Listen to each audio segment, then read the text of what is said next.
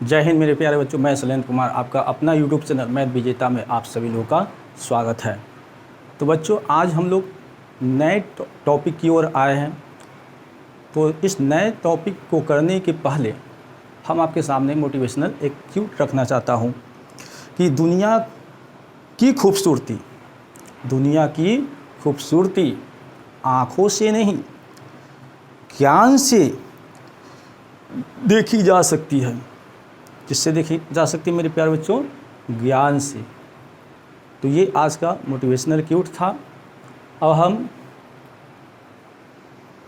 आगे जो आज का टॉपिक है अलजेब्रा, बीजगणित अध्याय 1 आगामी 2024 बिहार बोर्ड के लिए इस चैप्टर इम्पॉर्टेंट रहने वाला है। तो मेरे प्यारे बच्चों, सबसे पहले इस टॉपिक में बहुपद के बारे में जानने का प्रयास करेंगे। बहुपद अर्थात हम कह सकते हैं पॉलिनोमियल्स। ये पॉलिनोमियल्स होता है क्या, इसके बारे में हम लोग पहले जानते हैं। और क्लास शुरू होने के पहले आप लोग कॉपी कलम निकाल के अवश्य बैठें और हमारे साथ 10-15 मिनट का जो सेशन होता है उसके साथ प्रैक्टिस कंटिन्यूअसली अगर करते रहिएगा तो आपका फ्यूचर जो है बहुत ज़बरदस्त रहने वाला है। तो चलो बच्चों, हम लोग पहले पॉलिनोमियल्स के बारे में जानते हैं। इसको सबसे पहले बहुपद यानी पॉलिनोमियल्स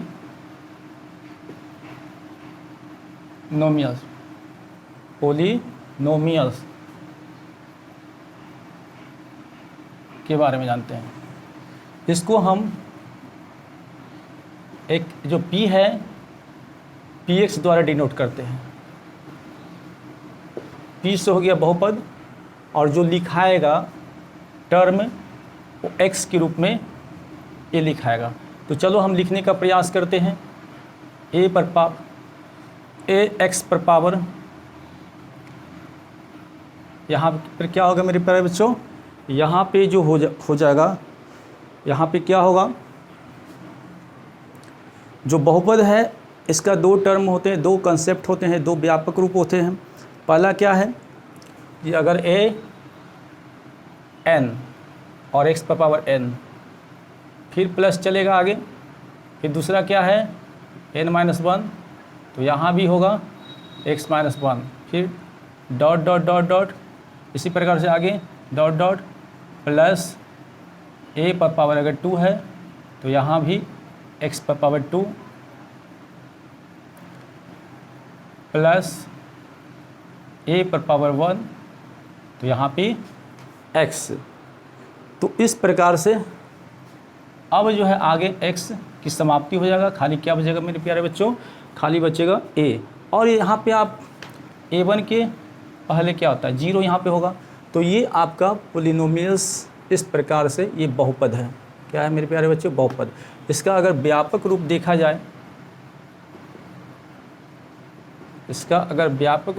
जाए, तो ax² plus bx plus c, इसको हम बोलते हैं द्विघात बहुपद। किसी एक चर पर पावर यदि 2 रहा तो उसको हम क्या बोलते हैं? द्विघात बहुपद। ये बहुपद जो है, ये जो टर्म है ये अवरोही क्रम का टर्म है। ऐसा क्यों है? an x पर पावर n, फिर कमती जाएगा, एक घटते जाता है a। अब n-1 होगा, फिर x-1, फिर घटेगा। तो एक समय ऐसा आएगा डॉट डॉट डॉट का मतलब है कि बीच में बहुत सारे इस प्रकार से आएंगे। फिर क्या होगा a2 जितना यहाँ रहेगा उतना ही आएगा। फिर देखिए a1 यहाँ भी क्या होगा 1 और आगे अब x की समाप्ति हो गया। तो इस प्रकार से x की समाप्ति हो गई, ये बहुपद है। यहाँ भी देखिए उसी का टर्म यहाँ पे है शॉर्ट में। तो a x पर पावर 2 प्लस b, अब x की संख्या एक घट गया, प्लस c। और यहाँ पे क्या है कि a b c जो होता है वो वास्तविक संख्या है। a b c को क्या कहते हैं? वास्तविक संख्या। तो इस प्रकार से हमने बहुपद के बारे में कुछ बातें यहाँ जानने का प्रयास किया। अब कुछ हम एग्जाम्पल देखते हैं। क्या देखते हैं? एग्जाम्पल, उदाहरण जिसको कहते हैं, उदाहरण। अब उदाहरण जब हम देखेंगे तो कैसे कैसे यहाँ पे सवाल आएगा। तो यहाँ पे देखिए 5x + 2 आएगा। क्या आएगा मेरे प्यारे बच्चों? 5x + 2। फिर है 4x² माइनस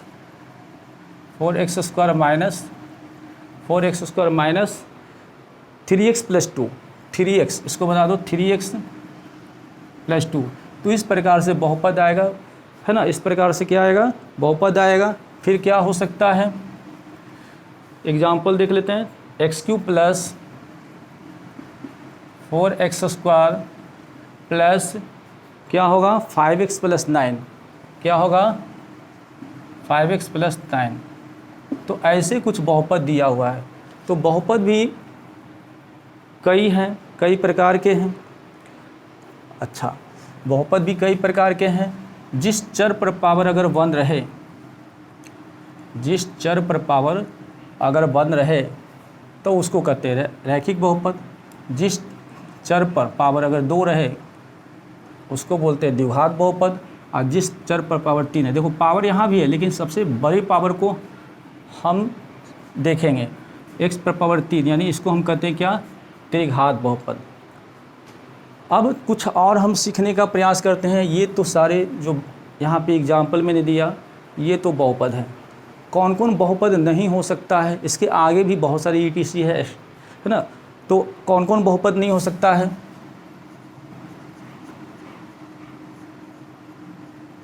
कौन कौन बहुपद नहीं हो सकता है इसके बारे में कुछ एग्जाम्पल लेते हैं। जैसे x + 1/x, ये बहुपद आपका नहीं होगा।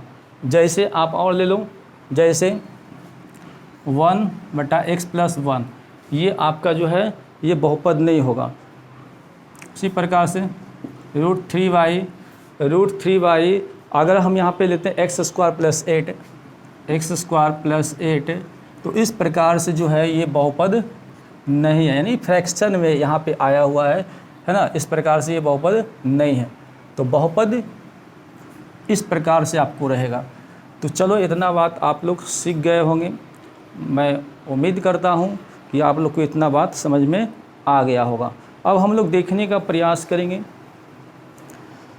बहुपद का घात। बहुपद का घात,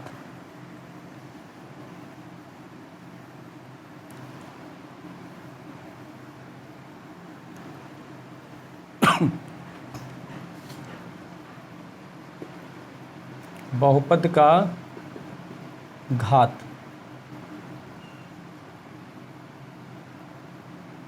यानी पावर ऑफ पोलिनोमियल्स। बहुपद का घात क्या होता है? देखो 4x प्लस क्या होगा? 5 होगा। 4x प्लस क्या होगा? 5 होगा। और उसके बाद y + 3y8, y + 3y8 √2z, अब प्लस कितना होगा? 9। क्या होगा? 9। अब देखो इसमें घात क्या है? 1 है। यहाँ पे घात क्या है?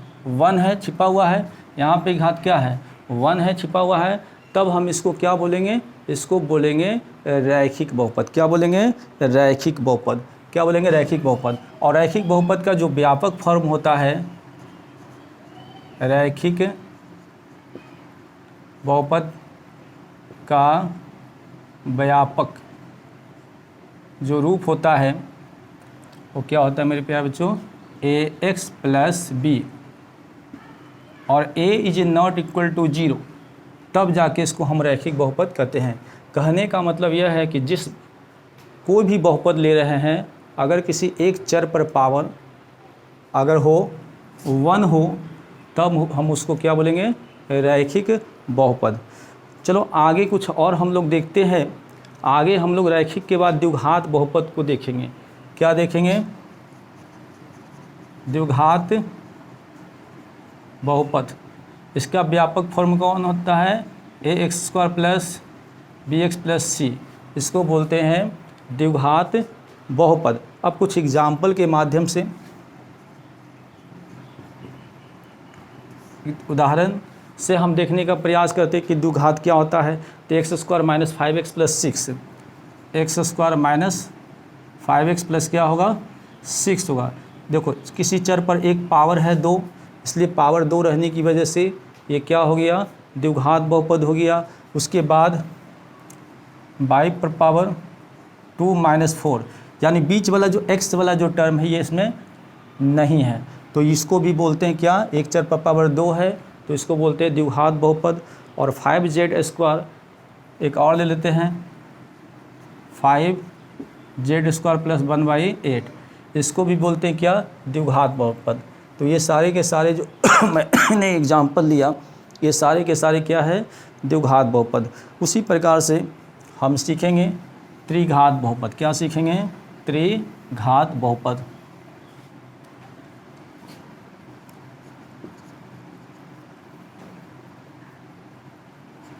त्रिघात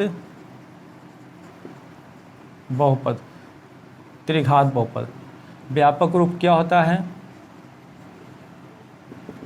क्या होता है, ax³ plus bx² plus cx plus क्या होगा d होगा, जहाँ a b c क्या है, कोई वास्तविक संख्या है, a b c ये क्या है, कोई वास्तविक संख्या है, और यहाँ पे a is not equal to 0 होना चाहिए, तब इसको हम क्या बोलेंगे, त्रिघात बहुपद बोलेंगे। चलो एक एग्जाम्पल मैं ले लेता हूँ, x³ माइनस 5, बाकी बीच का सब गायब है, ये दोनों गायब है, यानी शुरू वाला और लास्ट वाला दिया है, इसको कहते हैं त्रिघात बहुपद।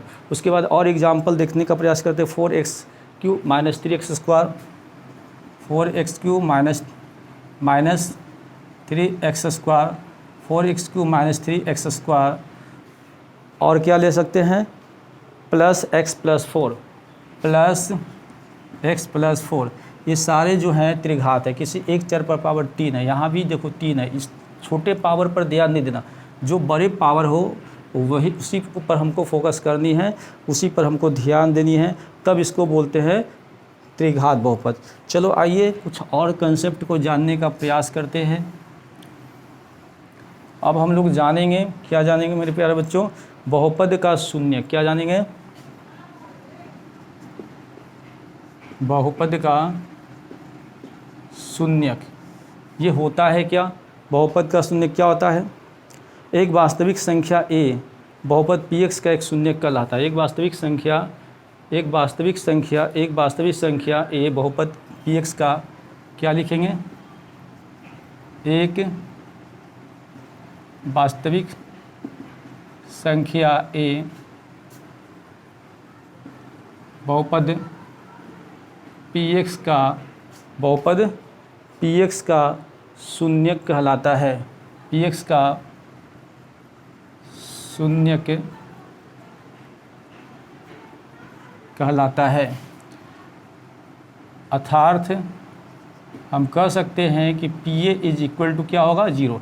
अगर किसी भी बहुपद पर अगर x के स्थान पर हम वैल्यू को a रखते हैं और वो परिणाम अर्थात कंक्लूजन अगर वो 0 देता है, तो समझ जाएंगे कि वो बहुपद क्या है, कौन सा बहुपद है, शून्यक। कौन सा बहुपद है, शून्यक होगा।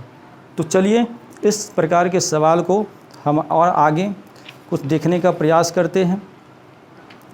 जैसे एक क्वेश्चन, इसी पर हम एक क्वेश्चन ले लेते हैं, कि दिया हुआ है px बराबर, क्या दिया हुआ है, px बराबर x square minus 8x plus minus 20, x square minus 8x minus 20 ये है, और दिया हुआ है क्या, x बराबर माइनस का 2, क्या दिया हुआ है, x बराबर माइनस का 2। हम यह देखना चाहते हैं कि ये बहुपद का शून्यक बनता है कि नहीं बनता है। तो यहाँ पे pa था, यानी कहीं ना कहीं a वैल्यू को x की जगह पर a वैल्यू पुट करना था, तब वो 0 दे रहा था। अब यहाँ पे x की जगह पर कितना वैल्यू रखना है, 2 वैल्यू रखना है माइनस का। तो जहाँ जहाँ x की जगह पर माइनस का 2 वैल्यू रखेंगे, इस प्रकार से अब इसको क्या करेंगे, 4 होगा, -2 की संख्या 2 को है, इवन है, विषम सम है, तो सम है तो प्लस में देगा, माइनस माइनस क्या हो जाएगा, प्लस 8 दूना 16, अब माइनस कितना हो गया 20, अब ये हो गया कितना 20, और माइनस का कितना हो गया 20, 20 में से 20 को घटाओगे तो क्या होगा 0। अतः हम कह सकते हैं कि यह बहुपद का क्या था, ये शून्यक हुआ। अब हम उन सवालों को लेने का प्रयास करते हैं जो 2023 बिहार बोर्ड में आया था। तो सबसे पहले मैं उसी सवाल को ले लेता हूँ।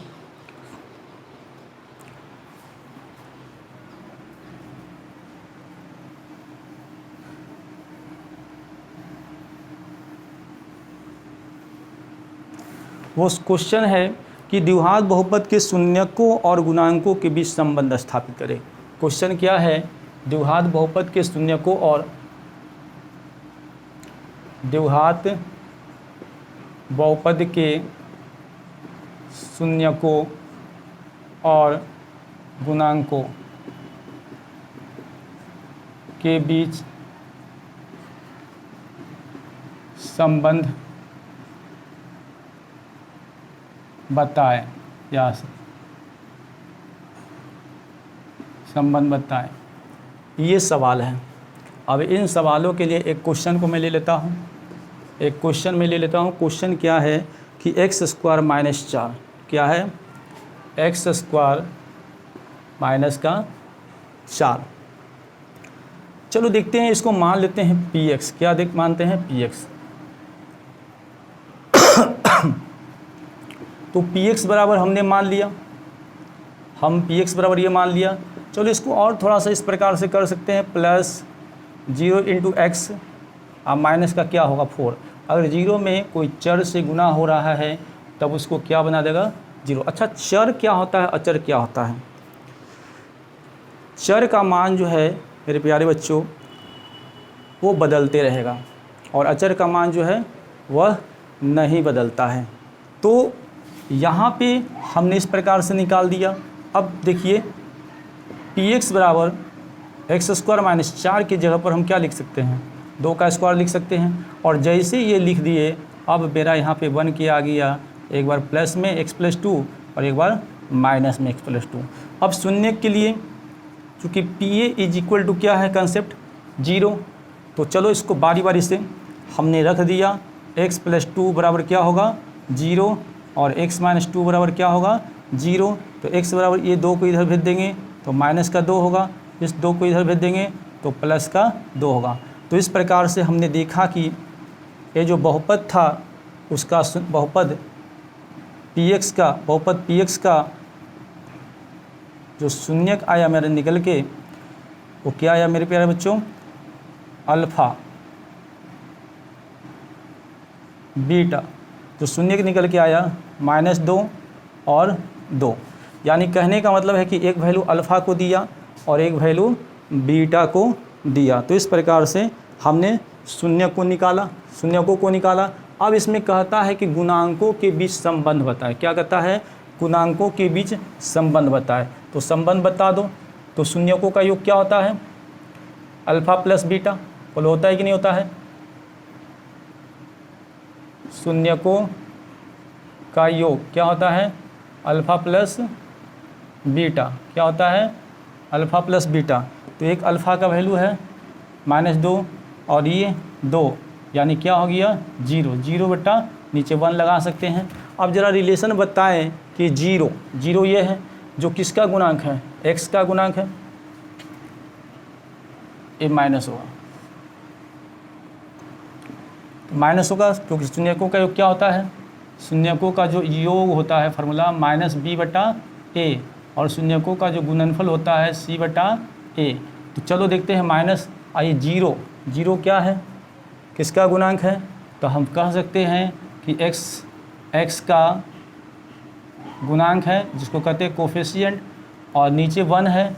1 किसका गुणांक है, यहाँ पे 1 छिपा हुआ रहता है। ये किसका गुणांक है, x² का गुणांक। तो इस प्रकार से हमने एक बनाया। अब अल्फ़ा × बीटा, यानी हम कह सकते हैं शून्यकों का गुणनफल क्या होता है, अल्फ़ा × बीटा। तो अल्फ़ा का वैल्यू कितना है -2 और बीटा का भी वैल्यू 2, तो कितना हो गया -4। अब -4 क्या है, माइनस का जो 4 है नीचे 1 लिख दो, तो ये क्या है, अचर पद। क्या है, अचर पद। अब बटा 1 किसका गुणांक है, एक्स स्क्वायर का गुणांक। तो इस प्रकार से हमने जो प्रश्न लिया था एक्स स्क्वायर माइनस 4, शून्यक पहले निकाल लिए और शून्यक निकालने के बाद गुणांकों के बीच संबंध को स्थापित किए। इसका मतलब है कि जो हमने यहाँ बनाया इसमें हम मैच कराएंगे कौन क्या दे रहा है ना। जैसे आया 0, तो 0 किसका गुणांक है, x का गुणांक है। फार्मूला होता है माइनस बी बटा ए, तो माइनस तो लग जाएगा। अब b का वैल्यू क्या है, यहाँ पे 0 है, तो 0 है तो किसका गुणांक होगा, x का गुणांक होगा। और 1 है तो किसका गुणांक होगा, एक्स स्क्वायर का गुणांक होगा। अल्फा इंटू बीटा, इसको जब गुना करोगे तो -4 नीचे 1 होगा, तो -4 क्या है, -4 है अचर पद, और 1 किसका गुणांक है, एक्स स्क्वायर का गुणांक है। तो इस प्रकार से इस क्वेश्चन में शून्यक भी निकल गया और गुणांकों के बीच रिलेशन भी बताया गया। चलो नेक्स्ट क्वेश्चन को देखते हैं।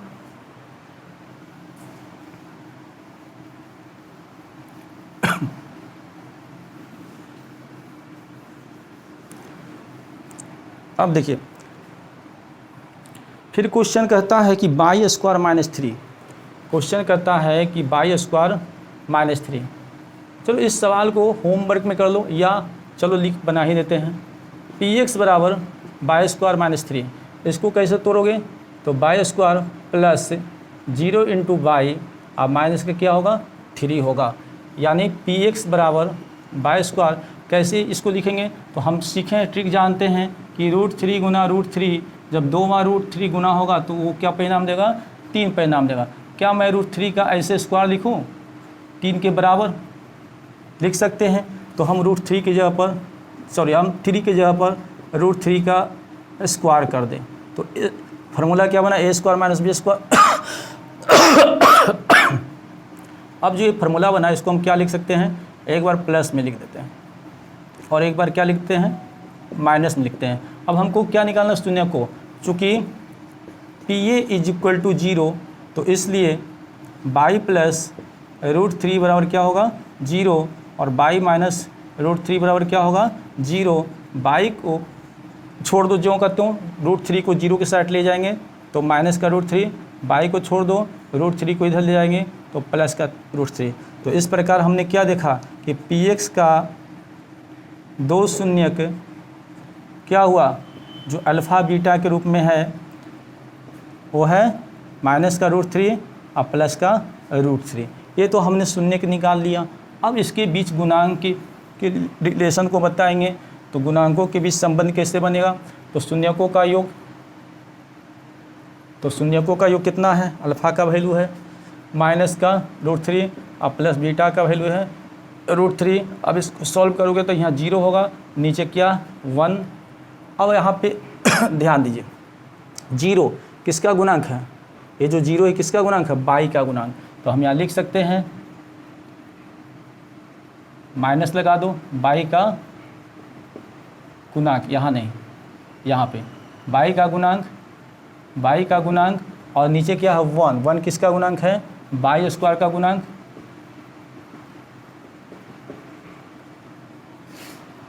बाई स्क्वायर का गुणांक। उसके बाद है अल्फ़ा इंटू बीटा, तो अल्फ़ा का वैल्यू माइनस √3 और बीटा का वैल्यू √3।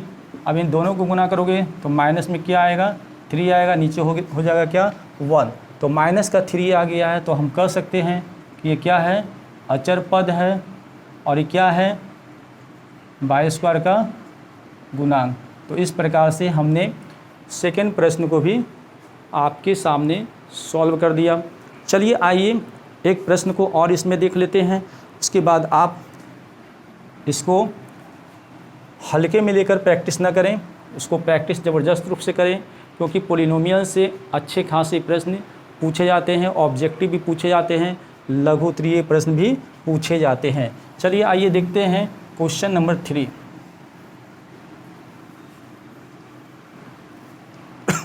प्रश्न नंबर 3 कहता है कि x square plus 7x plus 10, x square plus 7x plus 10, x square plus 7x plus 10, ये प्रश्न कहता है x square plus 7x plus 10। इसको भी मान लो ई एक्स बराबर x square plus 7x plus कितना होगा 10 होगा।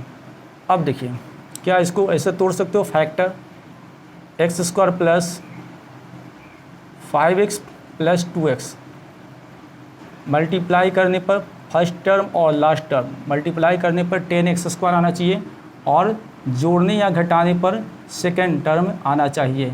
जोड़ने या घटाने पर क्या आना चाहिए मेरे प्यारे बच्चों, सेकेंड टर्म आना चाहिए। और लास्ट में ये जो 10 है ज्यों का त्यों उतर जाता है। अभी इन दोनों में क्या करेंगे, कॉमन लेंगे। इन दोनों में क्या करेंगे, कॉमन लेंगे। तो यहाँ पे x कॉमन होगा, एगो x यहाँ का बच जाएगा, यहाँ 5 बचेगा, ये वाला x बाहर आ गया, यहाँ पे 2 कॉमन लेंगे, यहाँ पे x बचेगा और ये 5 बचेगा यहाँ पे। तो इस प्रकार से हमने कॉमन लिया। अब यहाँ पे क्या है, x प्लस 2 और x प्लस 5 ये निकल के आया। चूँकि T A is equal to क्या है 0, इसलिए x प्लस 2 बराबर 0 और x प्लस 5 बराबर क्या होगा 0। तो x बराबर क्या होगा -2 और x बराबर क्या होगा -5। तो इसलिए इस प्रकार हमको क्या पता चला, px का शून्यक अल्फ़ा इंटू कॉमा बीटा क्या आया -2 और -5, ये शून्यक निकल के आया -2 और -5। अब हम इसके बीच के रिलेशन को बताते हैं, वो क्या है। तो शून्यकों का योग अल्फ़ा प्लस बीटा, अल्फ़ा का वैल्यू है -2 प्लस बीटा का वैल्यू है -5। अब इसको जब सॉल्व करोगे -2 और -5 तो माइनस का क्या होगा 7, नीचे 1 लगा दो तो क्या होता है, ये तो माइनस पहले से है तो ये क्या होगा माइनस पहले से है। देखो यहाँ पे प्लस x का गुणांक लिख सकते हैं क्योंकि एक पहले से माइनस है, माइनस में क्या होगा ख़त्म होगा। तो x का गुणांक अब बटा 1 किसका है, एक्स स्क्वायर का गुणांक, एक्स स्क्वायर का गुणांक ये हो गया। फिर अल्फ़ा इंटू बीटा होता है तो अल्फ़ा -2 गुना -5, जब इसको मल्टीप्लाई करोगे तो प्लस का 10 देगा, नीचे 1 छिपा हुआ है। क्या फार्मूला होता है c/a, ये c है और ये है। तो आपने यहाँ पे क्या देखा कि 10 कितना आया 10 क्या है अचर पद और ये 1 क्या है एक्स स्क्वायर का गुणांक। तो इस प्रकार से हमने तीनों प्रश्न को आपके सामने सॉल्व कर दिया। और एक बात और मैं बताना चाहता हूँ मेरे प्यारे बच्चों, वास्तविक संख्या में जो लास्ट क्वेश्चन जो मैंने कराया था प्रसार निकालने के लिए, उसमें बारीकी मिस्टेक जो मुझसे छूट गया है उस चीज़ को मैं एक बार पुनः जो है करेक्शन आपके सामने कर देता हूँ। क्या छूटा था आप भी उसको देखें, जब आप पढ़े होंगे तो आपको क्लियर हो गया होगा क्या उसमें बाय मिस्टेक हुआ है।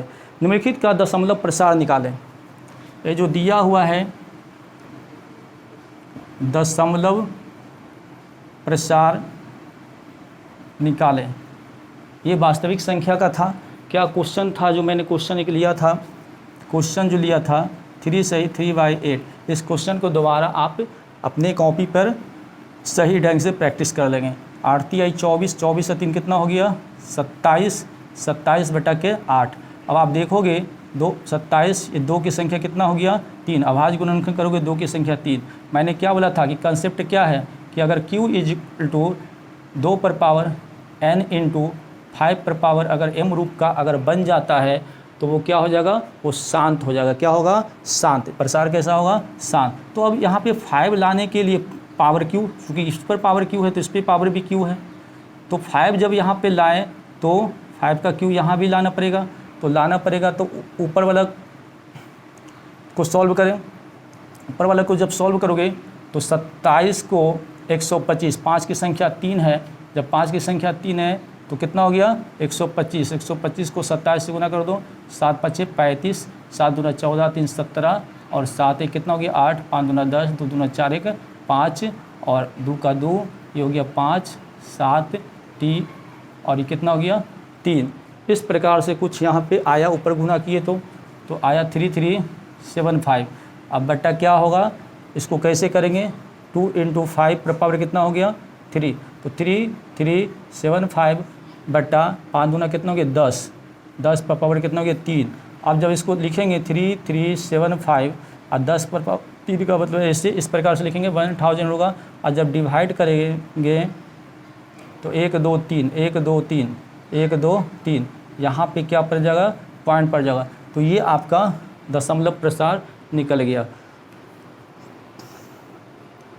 तो अब मेरे प्यारे बच्चों, ये बहुपद जो मैंने इसके पहले करवाया था, इसको हल्के में नहीं लेके पढ़ना है ना। तो आज का वीडियो कैसा लगा मेरे प्यारे बच्चों?